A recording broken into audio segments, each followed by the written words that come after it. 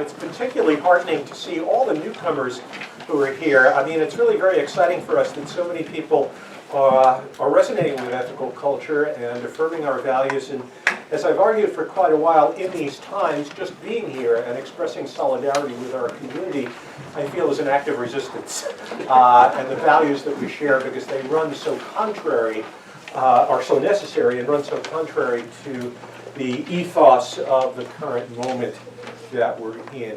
And I want to speak, as I have for the last several months, on that current moment, but looking at it from a somewhat distinctive perspective.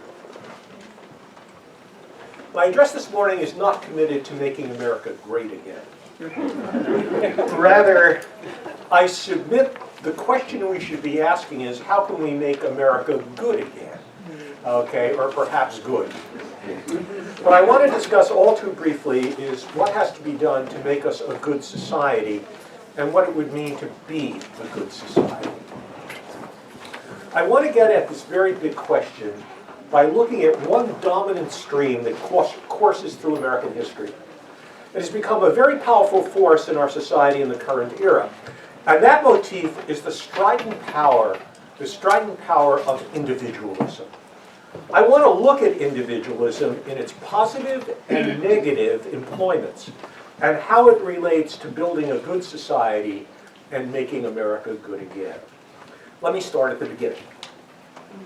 It is sometimes said that the modern age has created the individual.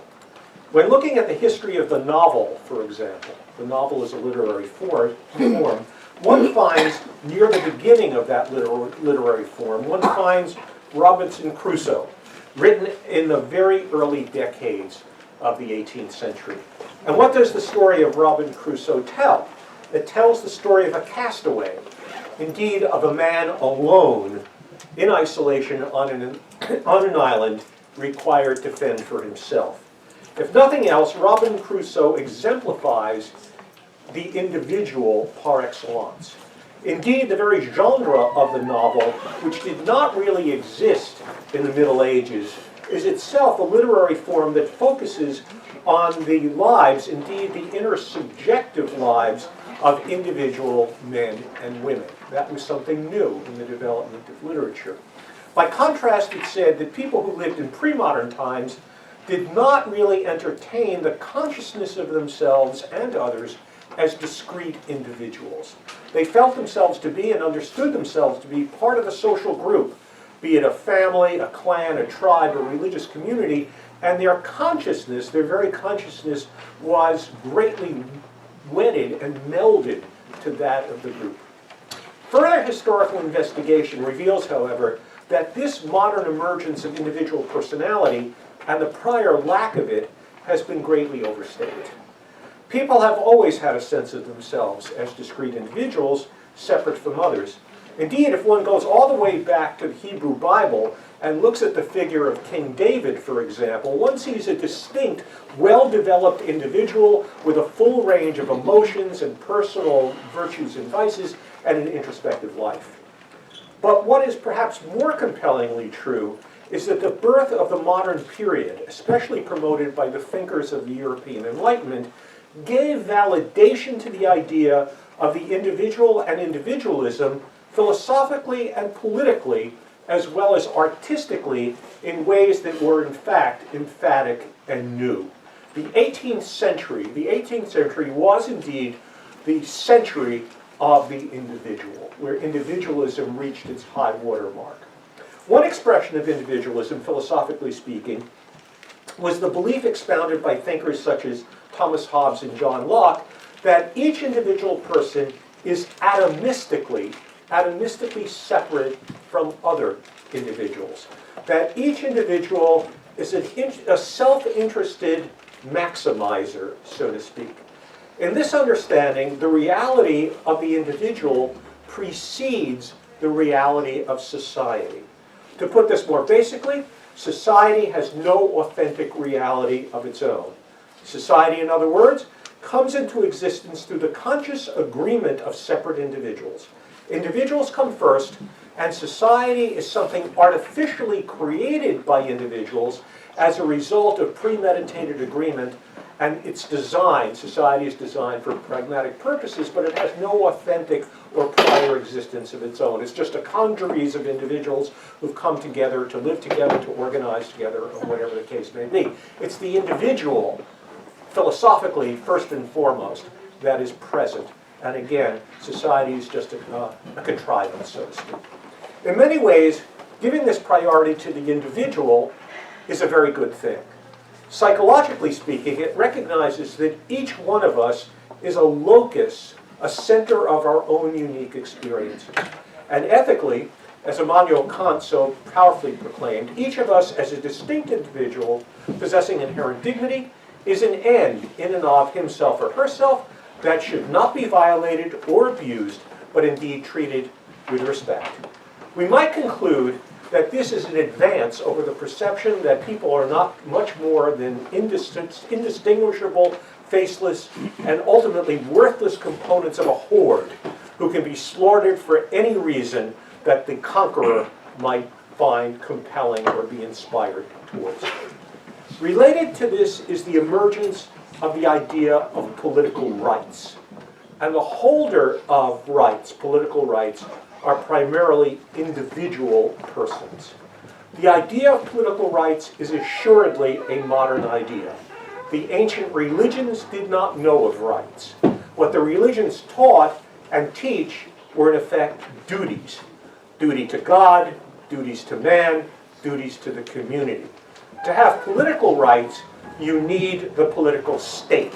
The political state. And the state, as we know it, is a modern idea that did not exist in ancient or biblical times. So individualism gives rise politically to the idea of individual rights that today, of course, for the last 300 years we've enjoyed. This is a tremendous advance. With the coming of the ethical and political individual, and later his rights and later her rights, you have the rationale for the modern state and for democracy. According to seminal thinkers such as Hobbes and Locke and Jean-Jacques Rousseau and others, the very purpose of the state is to protect the rights and freedoms, whether given by God or nature, of individual persons. And since for Hobbes and Locke, but not for Rousseau, people left to their own devices are more anarchic and aggressive, they engage, in fact, in a brilliant trade-off. They give up a little bit of their freedom over to the state, to the government, and from the government they receive protection from each other in return. I mean, the presumption, most of all, of Thomas Hobbes is that if we did not have government to control us, people who are innately aggressive and self-interested and so on would go around slaughtering each other, okay? And we need the state in order to protect ourselves from the aggressions of other people. So what people do, very brilliantly, what they did at some point, and we don't know when, is they made a deal. They entered into a contract. We'll give up some of our absolute freedom, which we have in what Hobbes called a state of nature, that is, when there is no government. We'll give up some of our absolute freedom, kick it upstairs, give it over to a sovereign or to a leader or to the government, and in return, the leader or the sovereign or the government will give us protection from each other. Okay, we call that the social contract, and it's an absolutely brilliant contrivance, very much in fashion as a political idea in the 18th century, which gives rise ultimately to the modern democratic state. Okay, out of this, as I'm saying, this deliberate, brilliant contrivance and contract, the modern democratic state ultimately is born. It was an idea, a template, that inspired the American founders and which they greatly refined. And more than 200 years later, we're still refining it. But ultimately, the architecture of the modern state, which has become ever more complex, is built on the foundation of the human person as an individual. The individual as the possessor of inalienable rights. These rights are most powerfully enshrined in our Constitutional Bill of Rights, that brilliant afterthought that includes the right to believe as we choose, to express our beliefs freely as we wish, to associate with those whom we want to, and by implication not associate with those people we don't want to, okay, and to protect our privacy from warrantless state intrusions, and to be free of cruel punishments and much, much more which we know. The crucial point here is that these rights, which have become internalized into the American psyche, are not rights possessed by groups, but again by individual persons. Individualism remains at the center, and has been ever since the animating centerpiece of American identity, and in fact what it means to be an American. Politically and geographically, America, the New Land, was a place where the value of individualism could really take hold and move front and center. It has seeped into our collective narrative and into our literature, and again, into our identities and self-understanding. Americans are individuals. America was born in rebellion against monarchy and aristocracy and the stuffy class-bound society of Europe, where people were valued not for their individual strengths or virtues, but for where they stood on the class hierarchy as a matter of birth, which they could do nothing about. And that still remains pretty much true. I mean, anybody goes to Europe sees that the class structure is still resonant in the way in which people assess one another, look at one another, what they say behind their backs, and so on and so forth. America deliberately was designed to be free of that sort of thing, and to focus, indeed, the focus of experience and evaluation was the individual merit, and so on and so forth. Here in America, one could peer westward towards the endless frontier, signifying openness and freedom to be explored, and settled for those individual pioneers brave enough to marshal the personal resources to do so. Needless to say, this was not an option for those brought here on slave ships and for those American natives who were sacrificed for the sake of those settlers. Okay, that's clear. While the nation was still new, the great bard of American individualism was the essayist and sage Ralph Waldo Emerson. In his famous essay, Self-Reliance, Emerson emphatically tells us, quote, "Be yourself, no base imitator of another, but your best self. There is something which you can do better than another. Listen to the inward voice and bravely obey that. Do the things at which you are great, not for which you were never made." Okay, end quote. Again, a song to individualism, which Emerson was really Emerson's thought is, and his essays are the pinnacle, indeed, of the validation of individual self-reliance. Okay, that which is new. Look to what is new, not to history. He didn't want any second-hand religion. He has this beautiful line, I think it's in his essay Nature, where he says, "Let each man have his original relationship to the universe. No second-hand religion for me." He was the original New Ager, okay? That's true, the original New Ager, but it was a celebration. It came out of a celebration of the individual and the self-reliant individual. So much for Ralph Waldo Emerson. And of course, an iconic romantic American image of individualism is that of the cowboy, okay? Paradigmatically American.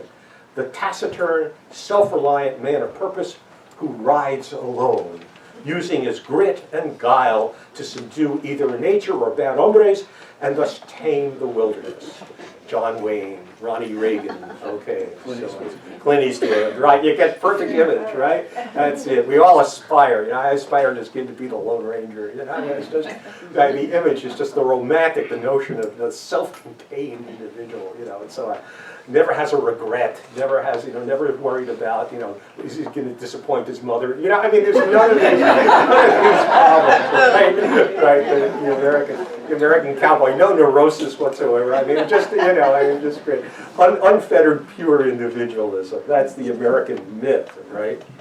Okay, so here we have individualism as a basis for our rights, and individualism as a core aspect of the identity of the American people and the American narrative.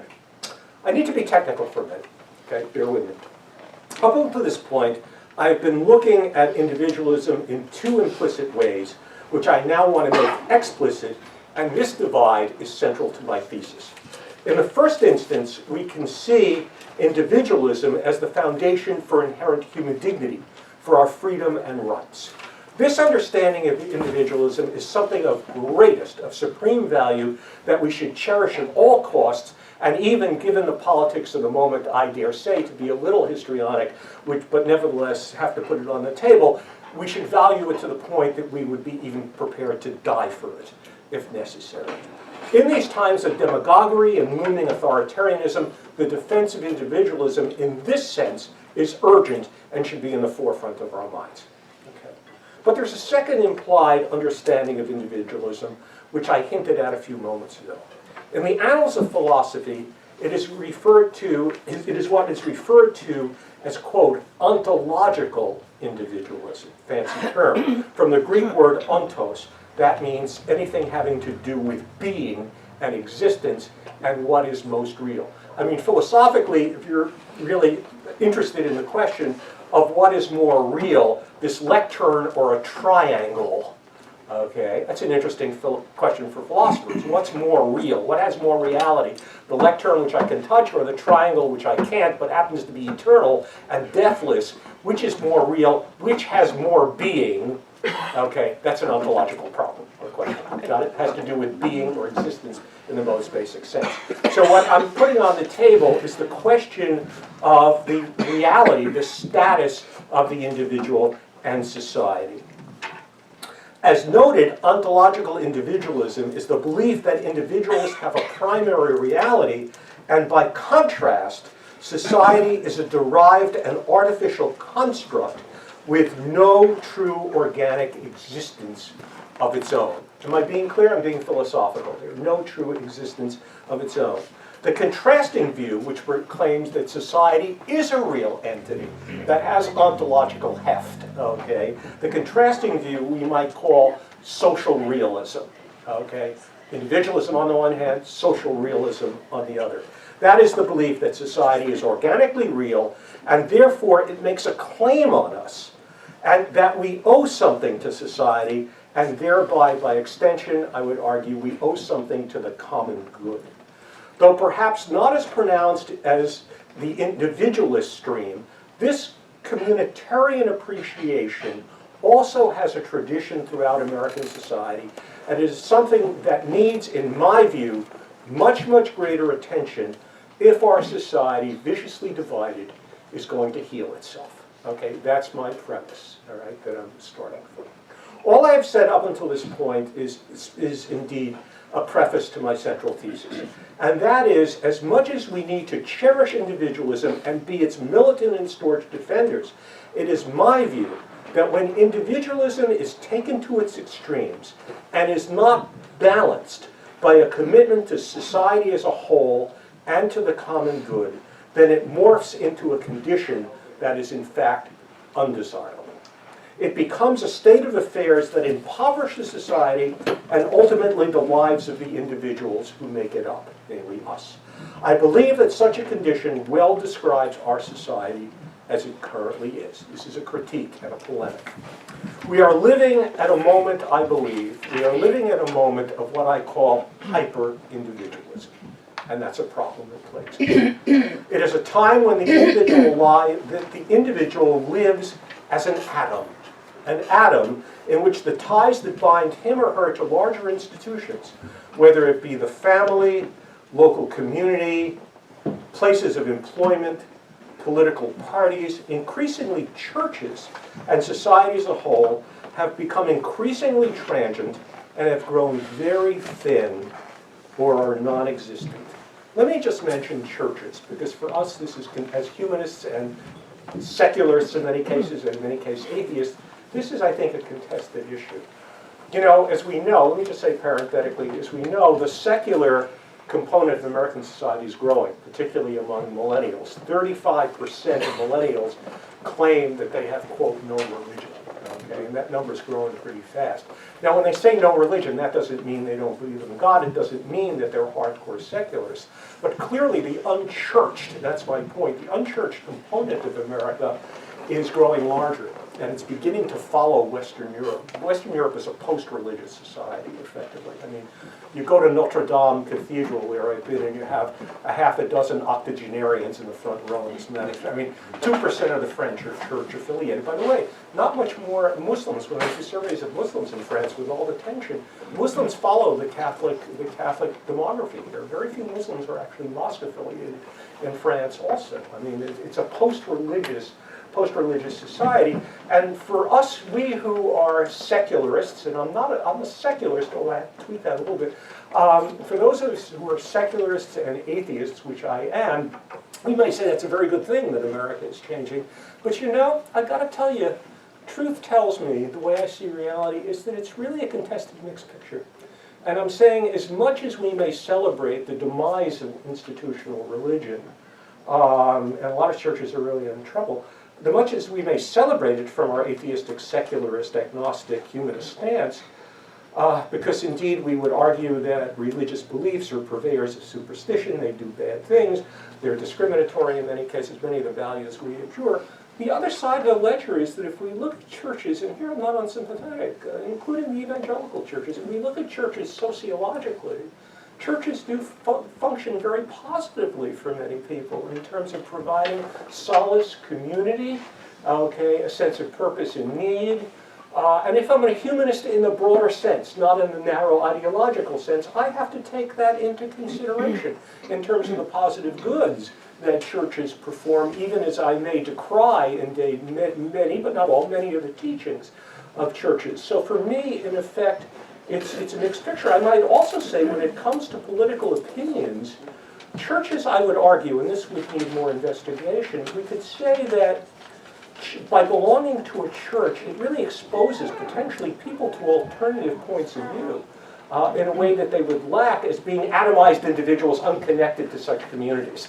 That's my point. You may schmooze over the coffee hour and learn that your fellow congregant has a slightly different perspective on homosexual rights than you have, and so on and so forth. But the absence of those face-to-face communities, I think in some ways plays a negative and deleterious role as people become, and this will be my point, move towards positions of being atomized, separate, hyper-individualists. So something, as someone who, again, is an atheist, I can celebrate the demise of religion, but then, to be honest to the facts, as a humanist who's concerned about the whole range of human welfare, I've got to say from a sociological point of view, something is lost in the thinning out of religious communities. And I take that seriously, and I want to be fair. As a speaker from the platform, I don't want any untrue or inauthentic word to be spoken to the extent to which I can control it. So I have to be honest about the way I see it, and I see most things in very complex, mixed, terms. Nothing is reducible, in my view, to simple black or white. Maybe higher mathematics. I don't know, but very little you can say that doesn't have, some sort of layer of complexity attached to it. But my point I'm making here, the overall point I'm making, is that communities and institutions, as I'll get to, whether family, places of employment, political parties, and so on, in many ways are growing thinner, unraveling, leaving individuals alone. Increasingly, the individual person stands isolated from others, and increasingly alone to fend for herself. Increasingly, the individual has morphed into what I call the atomized individual. It is as if we have all become our own Robinson Crusoes, living on our own separate islands in which maximizing the self is the sole goal and priority, amid a sea of people who have become increasingly unmoored from others and are alone. Well, how have we gotten to this point?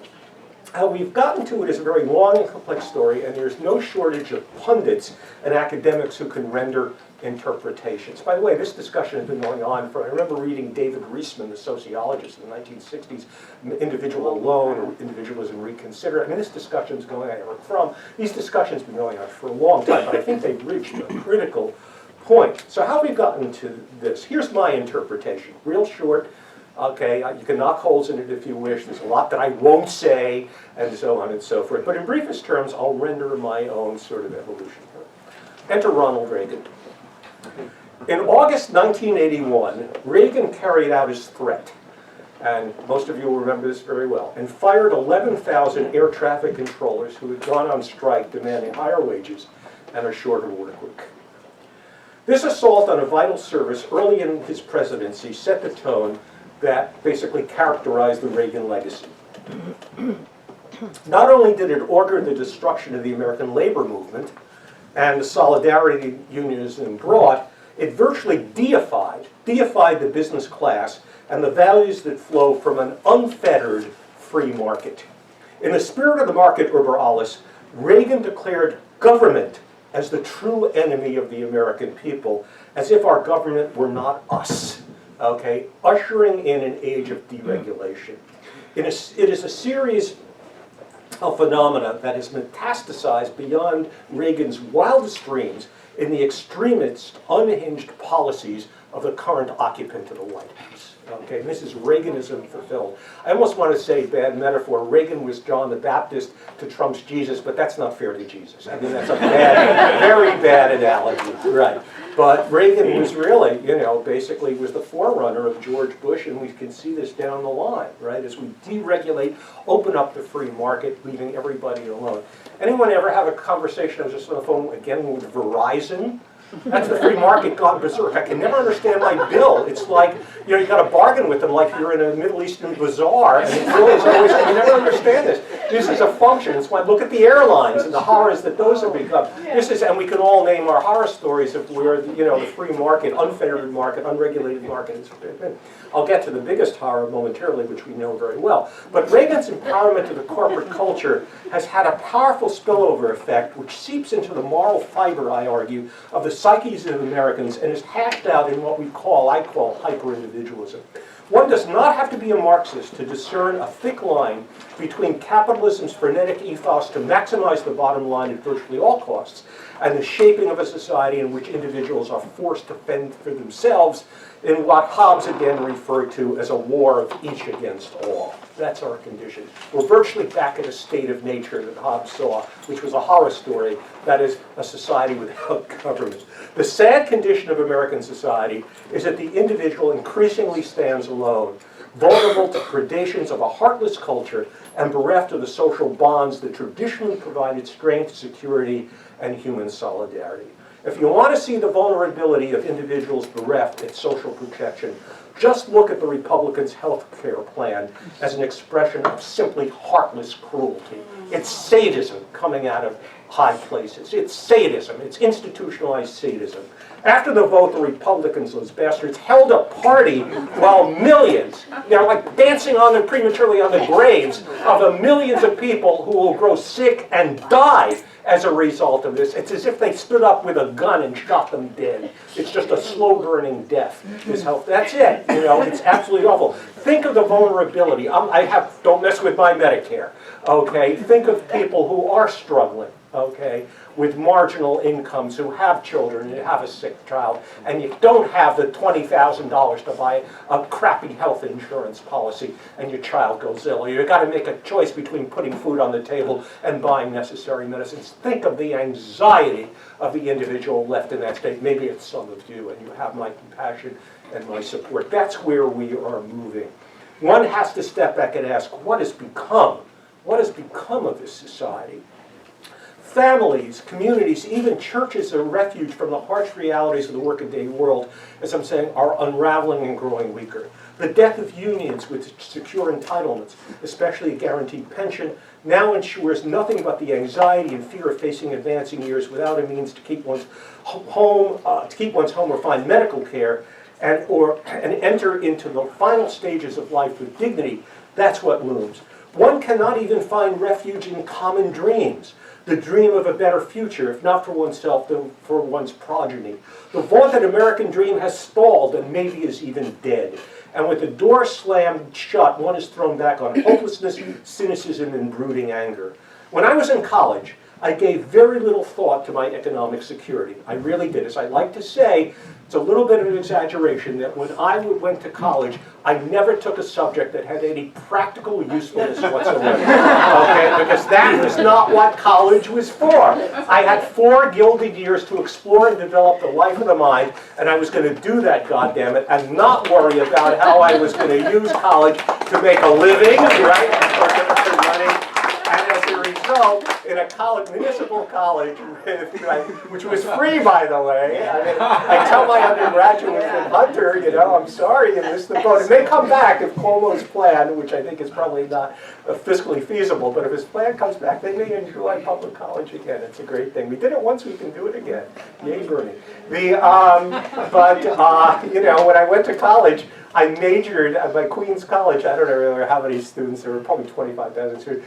I majored in classical Greek because it was the one subject furthest removed from practical application that I could find, right? I also studied a lot of Latin, too. And you know what? I don't resent it for a minute, and I was right. I mean, I'm not rich, but the economy did, I haven't starved either. The economy did take care of me. Friends, I got to admit, today I wouldn't be so cocky in that regard. It's a very, very different world, okay? Okay. That was 50, heavens forbid, next year it'll be 50 years since we graduated. Half a century out of college, where did that go? Today, obviously, as I'm saying, I can't feel that way. There's another side, however, to man alone. To man alone. It is not as pathetic, but it is also enervating to the spirit, if not in the moment, then I submit in the long range. And here this will be open for debate. And that is the culture that I see of relentless self-promotion. It seems that one these days cannot utter a word without proclaiming an advertisement for oneself. This supervening regard for the individual self is painfully evident, most of all in our political leaders. There's hardly a statesman or stateswoman among them. We wait in vain for a single politician to rise up and denounce the dangerous, profoundly incompetent demagogue who is our president for what he is, even if he or she has to resign to make that point. Yet individual careerism, the petty pursuit of power, supersedes commitment to democracy, freedom, and the welfare of America and its people. Craven, cowardly, dogmatically stuck in crimped ideologies and their own self-interest, so are these politicians today. I ask again the question, where is the commitment to the common good? We yearn, I think, for the fresh air of political vision, and all we see is strident individualism and self-interest all the way down. The digital age has spawned a powerful revolution that reaches far, wide, and deep to transform our lives at a dizzying pace. We're just at the beginning of it. And it opens up a future that it's moving so fast no one can possibly predict it. But like almost all technological advances, I argue it's a mixed bag. There is so much to be gained, but in my view, there are inescapably downsides as well. Technological advance has always been a promoter of both the good and the bad. Almost each advance is pegged to its liabilities, and the digital age cannot escape what this dialectic throws at us. I admit that the age of the computer is in many ways an age of miracles, and one is simply a fool to deny its power as an organizing tool, as a mode for instantaneously sharing ideas and resolving life-saving problems that are light years beyond the slide rule. Just think of it as an organizing tool, or the growing use, for example, one small example, the growing use of body cams to ferret out abuse and injustice. I'm thinking of police having to film their own, violations and so on. That's all good. It's all part of the digital age, and there's a million things more. On the other hand, I'd say, much has been aptly said about the paradoxical power of the internet to silo knowledge. Paradoxical because the ocean of information one can tap with a click leads not, I would argue, to greater wisdom, but to a confirmation of biases and very often a narrowing of intellectual vision. The internet is a fount of limitless information, but friends, information is not knowledge, and devoid of context, it has no depth. The internet is a fountain of endless riches, to be sure, and I use it very liberally, but it's also, I believe, an unfettered sewer.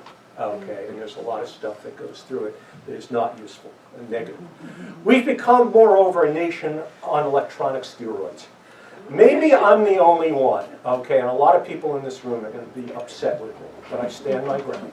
Maybe I'm the only one, but I walk the streets of New York, ride at subways, and sit in restaurants, and it seems to me personally, friends, stepping back and looking at this with open eyes, it strikes me as a little bit weird to see people everywhere with their eyes solidly fixed on their devices. I mean, if we'd come to another planet and we saw the aliens walking around like this, we'd say, this is strange. What's going on, right?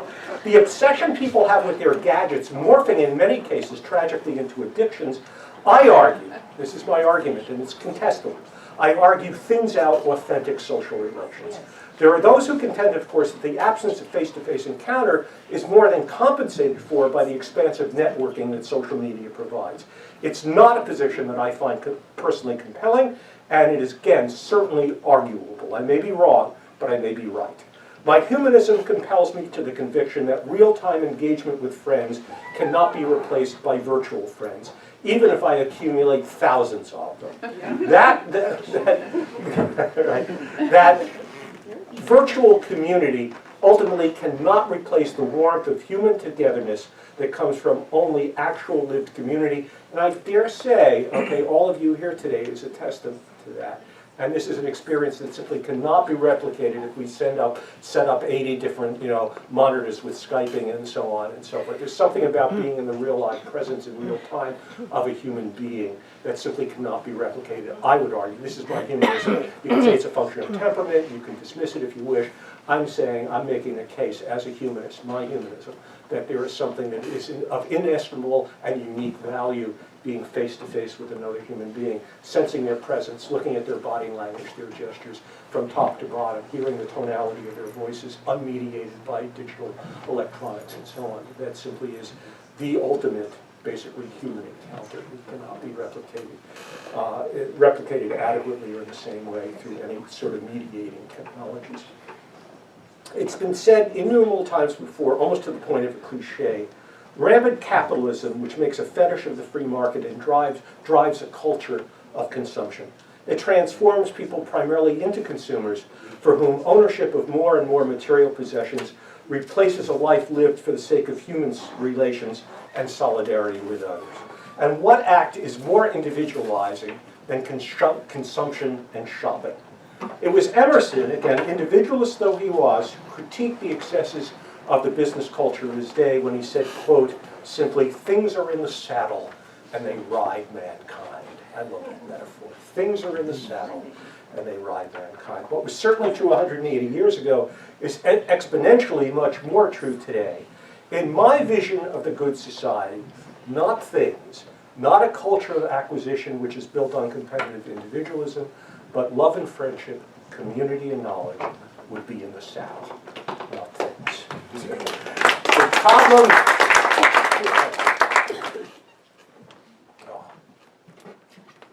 we're standing ovation. No. The problem, that wasn't so bright. I mean, it's been said before by many people. The problem is not individualism per se, but the prevalence of what I call atomizing or hyper-individualism, which I think leaves our society out of balance. The countervailing perspective, which also has a long tradition in American life, is one that recognizes, again, the authenticity of society, the ontological authenticity of society, and what this realization elicits from us and requires of us. I think it is right to call this perspective, again, social realism, an aspect of which is communitarianism. Some clarification is in order. If individualism is the foundation of rights, then for social realism, the primary value is responsibility and a commitment to duties. Rights, responsibilities, rights, duties, countervailing notions that are actually cooperative. Okay. This perspective does not affirm the atomized individual who stands outside of society, nor does it even draw a thick line, a thick division between the individual and society. Rather, it affirms that we all become individuals through our embeddedness in and our active engagement with society.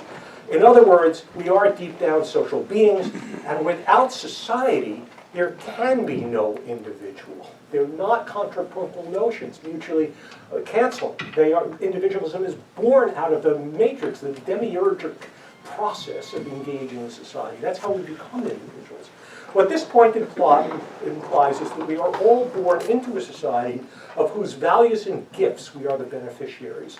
And we very often take this for granted. It's something that I bring up with my students occasionally, metaphorically, because we all walk around a little bit narcissistic, sort of applauding our own egos, thinking everything that thought we have is brilliant and is original to us. But I got to tell you, I was maybe 26 years old, walking down the streets of New York in an introspective moment, and I said to myself, Joe, there isn't a thought that has ever gone through your head that hasn't been thought by somebody else before. I mean, who we are prevailingly is a product of the gifts we have received from society and those that come before us. Everybody here speaks a language, but nobody here had to invent the language they speak on their own. It's a gift. It's an inheritance, as are your values, as are your beliefs. Everybody may think their political values and their beliefs and so on and so forth on their own. Well, let's unpack where your parents stood, okay, and where they come from in the society, and we'll find that we are the inheritors. 90%, okay, of who we are, we really owe to others. And only the top of the iceberg, the little thin veneer at the top, the point, is where we can claim any individuality of our own, and that very often is an independent, unique mix of other ideas that we put together in our own way. But the raw material, I think, comes from, again, society, those who coexist with us and those who came before us. We're the inheritors of those gifts. Now, some people may think that's demoralizing, because I thought I was the big kahuna on the block, the big individual, and this basically brings me down a notch. I look at it and look at it as very empowering, because it basically conjoins me, it connects me, do you know what I'm saying, to the family of humankind, and I see that not as an eviscerating idea, but a very vital one. The problem, okay, again, as I'm saying, let's see, where am I? Okay. What this position implies, that is the question of social embeddedness, is that we're all born into society of whose values and gifts we are the beneficiaries.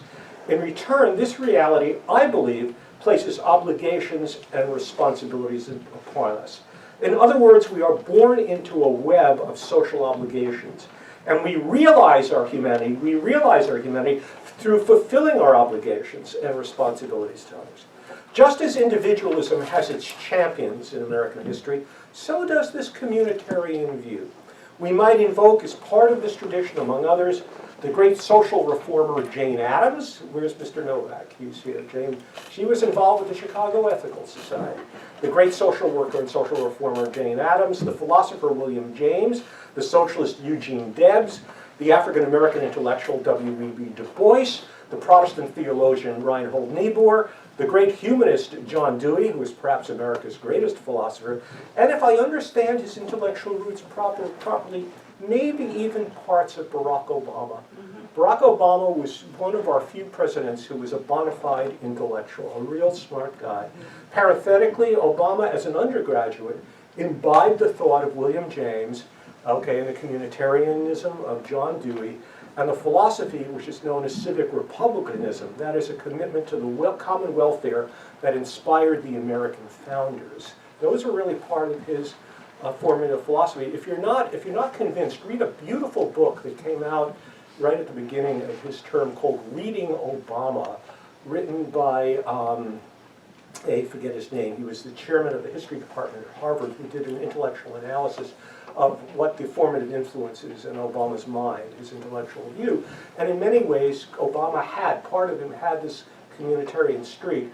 In fact, it was one of the strange things, and a little part of my critique of Obama, he very seldom spoke the language of rights. For a constitutional lawyer, I thought that was odd.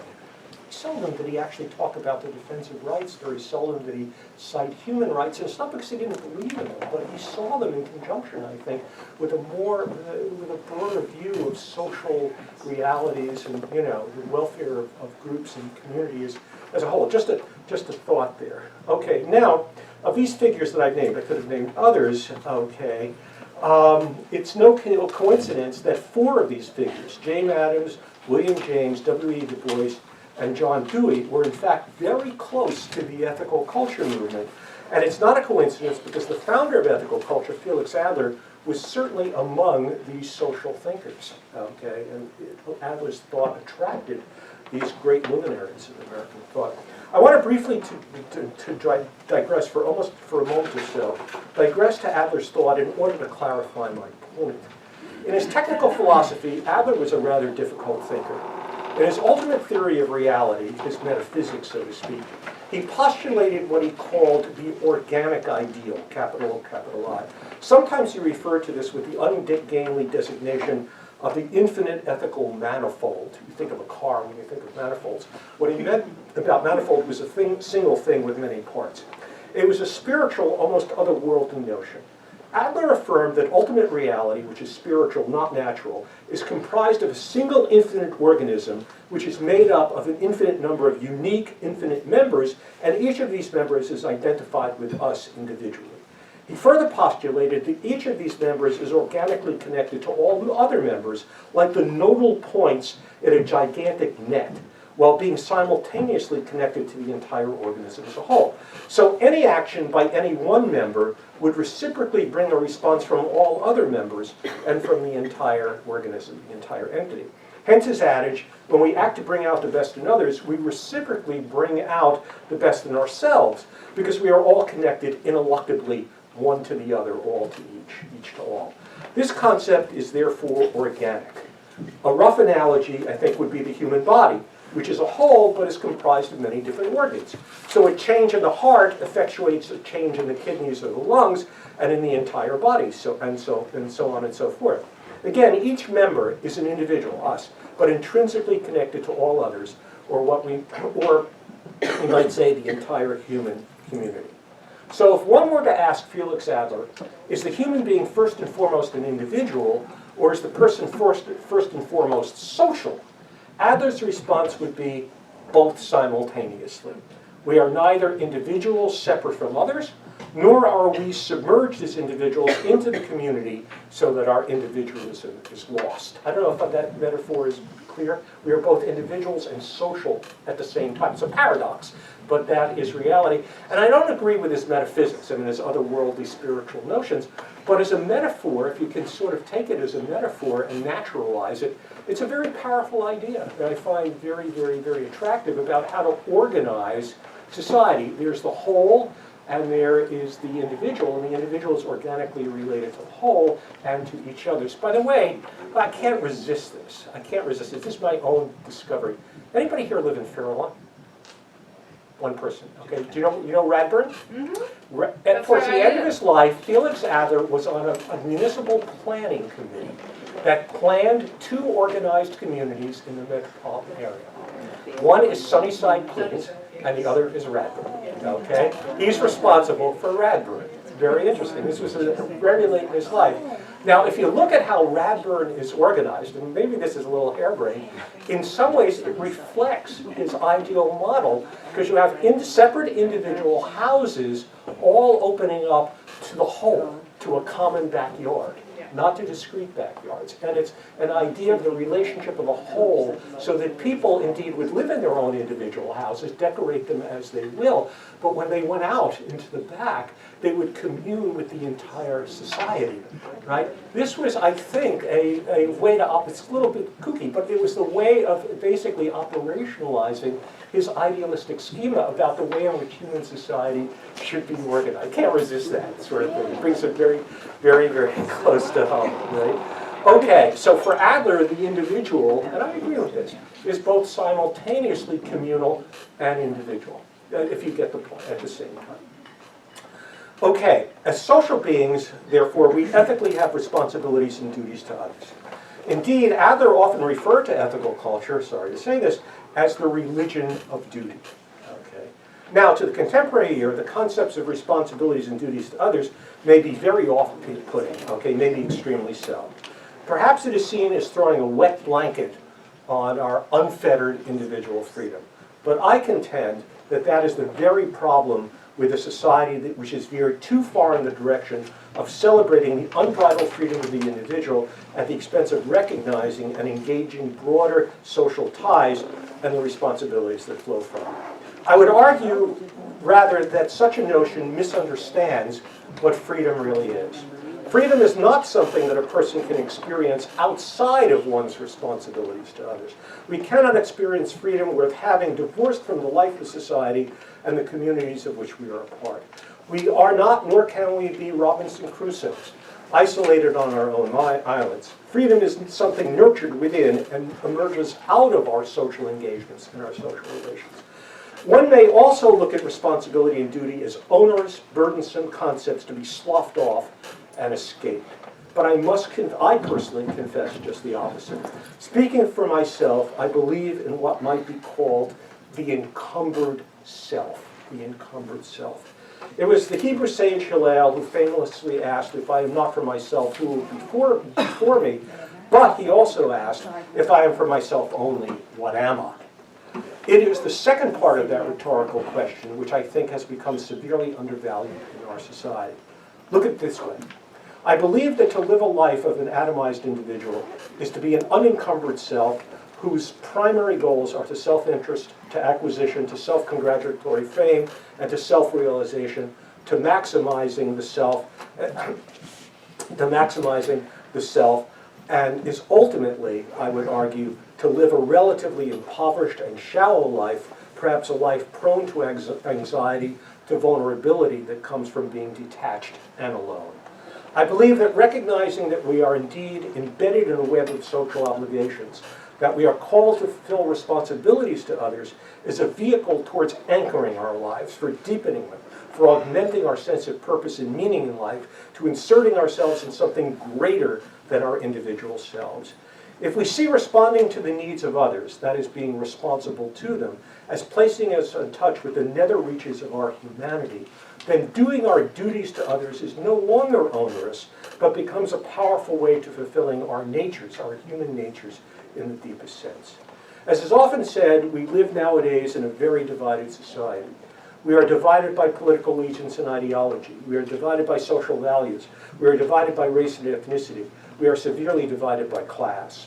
But equally as fretful, if not more so, individuals are divided from larger binding ties, from community, and we have greatly lost faith in institutions. Whether we're talking about our political institutions, our economic institutions, schools and universities, the media, government itself. We have lost faith in them because we are detached from them, or maybe it's the other way around. Like the concept of duty, the word institution carries with it an oppressive resonance. We think of institutions as suppressing our freedoms. Yet I would contend that there's no getting away from institutions. We cannot avoid them. We must live through them. While it is a tremendous challenge, we must find new ways to engage ourselves democratically in the institutions, large and small, that play such a pervasive role in shaping and molding our lives. We must regain the sense that they work for us and are not above us or against us. To be involved in the institutions that surround us is a way of being involved in the community, and such involvement is a way to shape our own lives.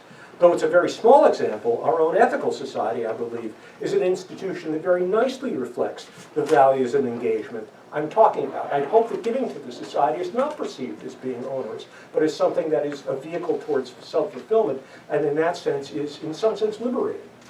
To return to my central theme, and I'm bringing this to a close, if we need evidence of the salience of rampant individualism, we need not look any further than our political life, especially in high places. Not only are our political parties horribly divided, with few exceptions, they are egregiously bereft, as noted, of statespeople. It is careerism and selfishness all the way down. The only allegiances beyond the self are to very dogmatic and narrow ideologies. In the past election, as we all know, the media conveyed news of the campaign in the language of horse races, individual winners and losers, and there was remarkable little discussion or analysis of positions, plans, and programs that would affect the lives of the American people at large. In short, a commitment to what we call the common good is almost nowhere to be found. It is that commitment that we need to restore in American life and to the sensibilities of men and women. Beyond the politics of the moment, we need to see a renaissance of ethical ideals and values. It is an ethic that proclaims the pursuit of individual wealth and achievement cannot be the highest ends of life. It is an ethic that places people ahead of possessions and profits. It's an ethic that recognizes that we are all in this together. It is an ethic that recognizes that the deepest source of fulfillment is to dedicate oneself to causes that extend beyond the individual self. It is to dedicate oneself to humankind and to the well-being of this planet on which we dwell. And we need spokespersons who are moral leaders and, yes, heroes, who can speak powerfully to dedicating ourselves to those higher values that transcend the narrow goals of self-seeking and turn us all again towards working for the common good. It would be a much-needed social message that would animate our moral souls and nurture a deeper fulfillment as it summons from us the better angels of our nature.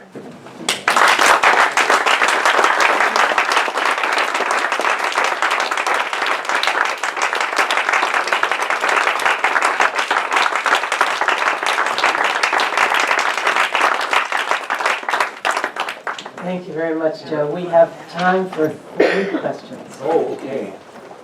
Christian. I just want to ask you if you would to say a few. Just want to ask you if you would, Joe, to say a few words, if you can, on cooperation versus competition.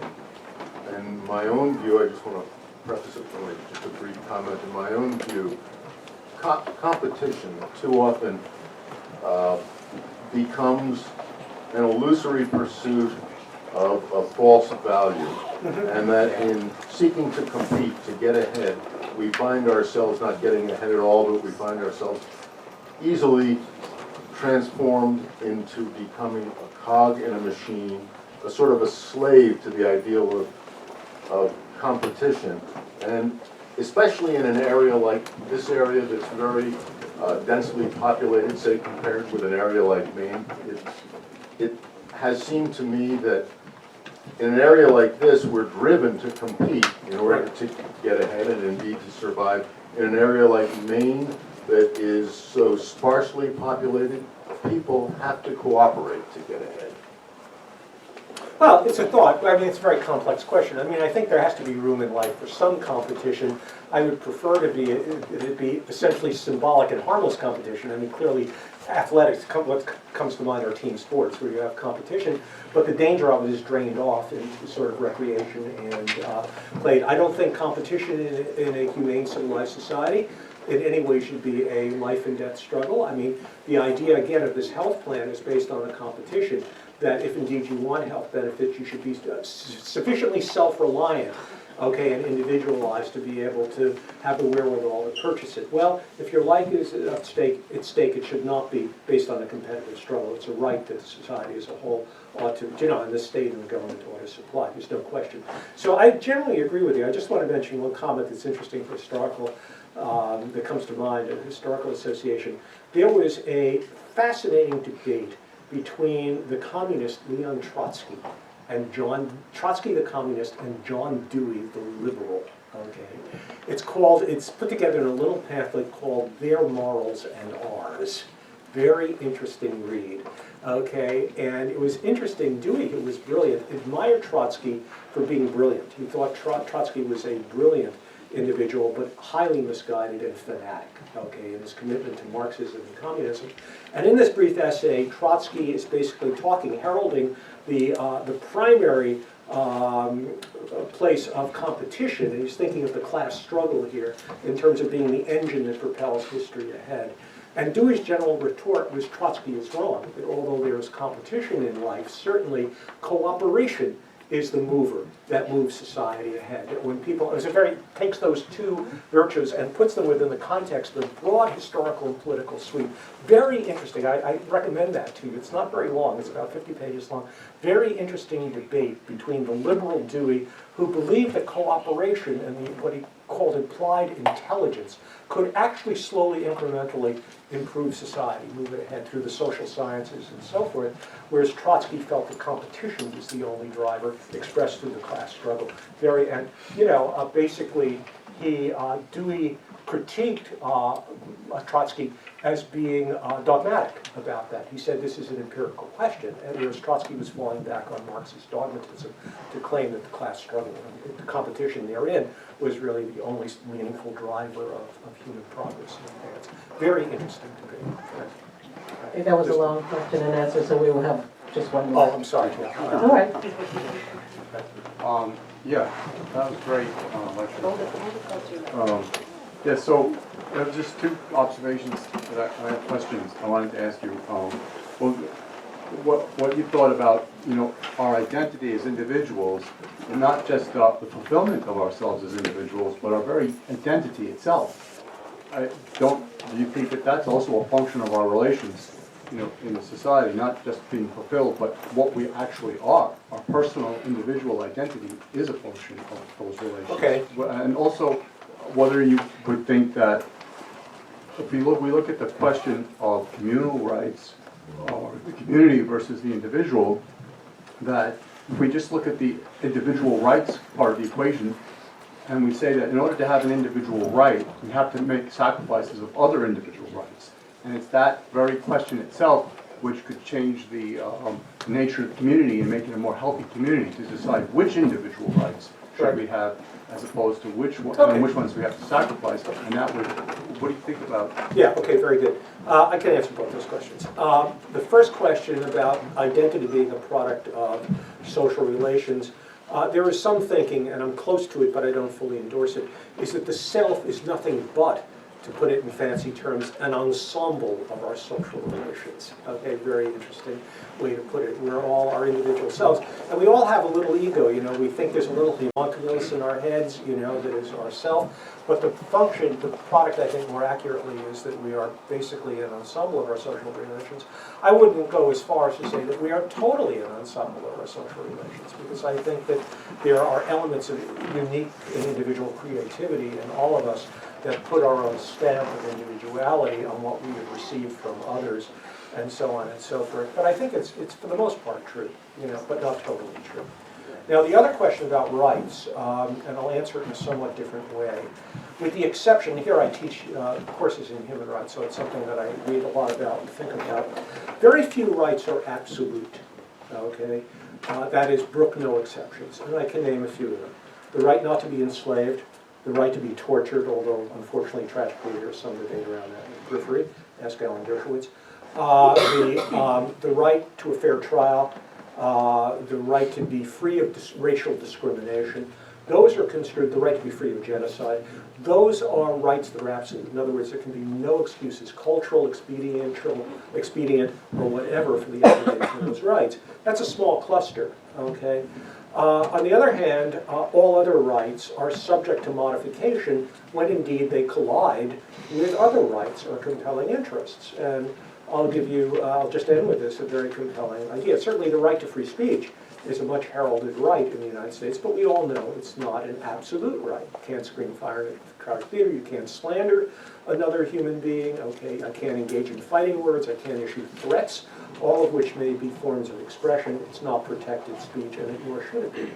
Likewise, a more interesting example, the United States bends over backwards more than any country in the world, and I think we do this to great excess, despite what evangelical Christians may say. We give an incredibly, almost to absurd degree, an incredible birth to religious freedom. When it comes to matters of conscience, that is religious belief, that's absolute.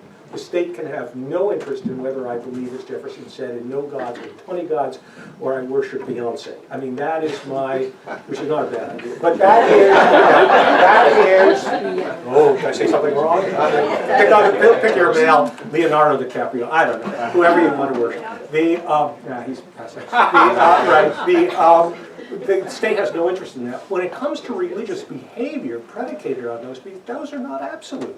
Okay, I can love to sing with my choir in church, Gregorian chants, at the top of my lungs. I have a right to do that as a religious practice. I can't take my 30-member choir and stand on your front lawn at 2 o'clock in the morning and engage in debate. Why? Because that right of religious expression runs interference with my right to get a good night's sleep or the peace and harmony of the community. They're compelling. So the rights are always, with a few exceptions that I've named and a few more, rights are always curtailed based on the fact that rights, if rights were absolute, they would collide with other rights, in which case you then have to reduce them to a utilitarian calculation where you do least harm to both. That's right. That's why we have courts to work out those problems. So I don't know if that answers your question, but there you go. Okay, thank you very much.